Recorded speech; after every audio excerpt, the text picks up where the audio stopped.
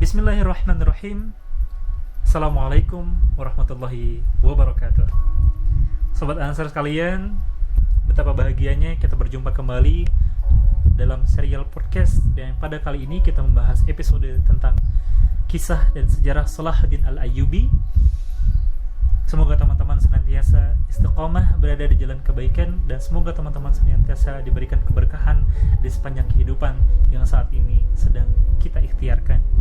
Teman-teman sekalian, Sobat Ansar yang kami cintai karena Allah Subhanahu wa Ta'ala, ini adalah part 3 setelah part 1 dan part 2 kita bahas di 2 pekan kemarin. Saat ini kita melanjutkan part 3 dari sejarah Salahuddin Al-Ayyubi. Kisah berganti kisah telah kita ceritakan dan telah kita bahas pada 2 episode sebelumnya. Kaum muslimin mengenang Salahuddin Yusuf bin Najmuddin Al-Ayyubi sebagai Salahuddin Al-Ayyubi. Sebenarnya pada part kali ini kita membahas tak sekedar biografi seorang tokoh. Memang benar kata seorang sejarawan muslim, sejarah tidak lain dan tidak bukan adalah kumpulan biografi orang-orang besar yang menciptakannya. Namun saya ingin mengajak pendengar sekalian dan Sobat An-Nasr untuk menelaah dan mendalami sebuah pertanyaan besar. Bagaimana Salahuddin Al-Ayyubi tercipta? Apakah dia datang secara tiba-tiba, atau justru ia ditempa menjadi seseorang yang paling mulia dan paling berharga?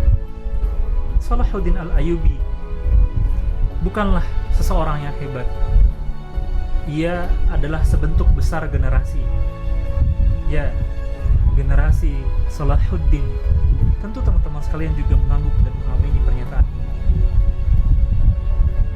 Kita pernah mempelajari sebuah buku tentang proses kembalinya Al-Quds menuju pelukan kaum muslimin. Di balik kegagahan Salahuddin dan kegemilangan satria-satria Palestina yang menampar kedikdayaan pasukan salib pada saat itu, ada begitu banyak elemen yang ikut andil dan punya pengaruh besar menyiapkan orang-orang sehebat itu.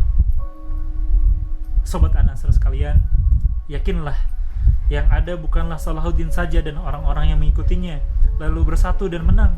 Tidak, melainkan sebentuk generasi yang telah dipersiapkan berpuluh-puluh tahun, tepat semenjak Al-Quds dijajah oleh kaum salib pada tahun 1096 Masehi.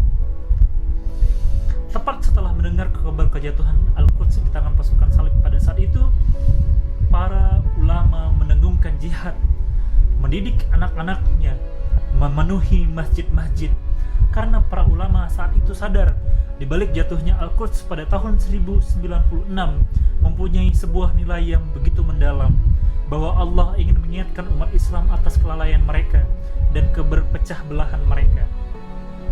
Sobat An-Nasr sekalian yang kami cintai karena Allah Subhanahu wa Ta'ala, seperti yang telah kita sampaikan di awal tadi, bahwasanya bagaimana Salahuddin tercipta?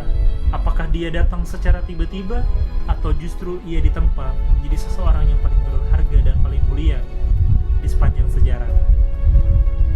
Sobat An-Nasr sekalian yang kami cintai karena Allah Subhanahu wa Ta'ala, berikut adalah deretan nama-nama para tokoh, para ulama yang kemudian merintis, yang mendidik, yang mempersiapkan generasi Salahuddin.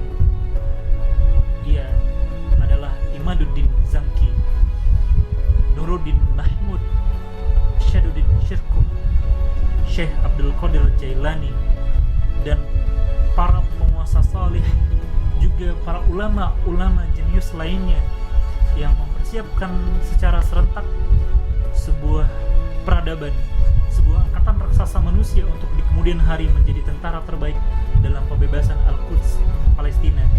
Sebuah langkah yang visioner, sebuah gerak cepat merespon sebuah kejatuhan kaum muslim pada saat itu.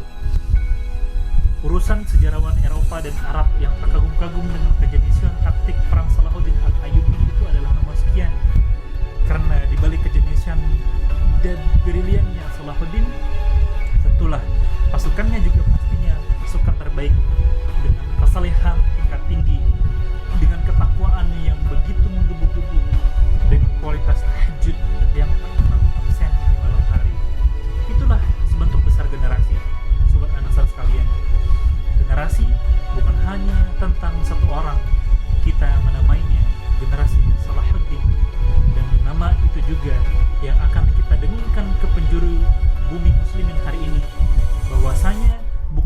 orang yang akan tampil ke depan lalu membuat takjub manusia dan kemudian mengikutinya, tetapi ia adalah sebentuk besar generasi, ya, generasi Salahuddin Al-Ayyubi. Mudah-mudahan kisah ini membangkitkan semangat, membangkitkan gairah bagi umat muslim yang saat ini sedang terlelap, dan mudah-mudahan kelak kita bisa menjadi the next Salahuddin. Kita bisa menjadi barisan dalam sejarah perjuangan membebaskan Al-Quds, membebaskan Al-Aqsa, Palestina. Sobat An-Nasr sekalian yang kami cintai karena Allah Subhanahu wa taala, tentu podcast yang telah kita sampaikan di 3 part ini memiliki keterbatasan dan tidak semuanya bisa kita ceritakan. Maka mudah-mudahan momentum ini, momentum podcast dan project yang telah kita siapkan dari keluarga besar Sobat An-Nasr membangkitkan semangat teman-teman sekalian untuk kemudian mendalami sejarah peradaban Islam dan kemudian meyakini bahwasannya Muslim pernah berjaya, dan kita meyakini itu dan kemudian menjadikan itu menjadi alasan bagi kita untuk membangkitkan peradaban kembali. Terima kasih teman-teman sekalian, Sobat An-Nasr yang kami cintai karena Allah Subhanahu wa taala. Senang sekali rasanya bisa berbagi dengan teman-teman. Mudah-mudahan ini menjadi wasilah kebaikan bagi kita semua. Jazakumullah khairan katsiran. Wassalamualaikum warahmatullahi wabarakatuh.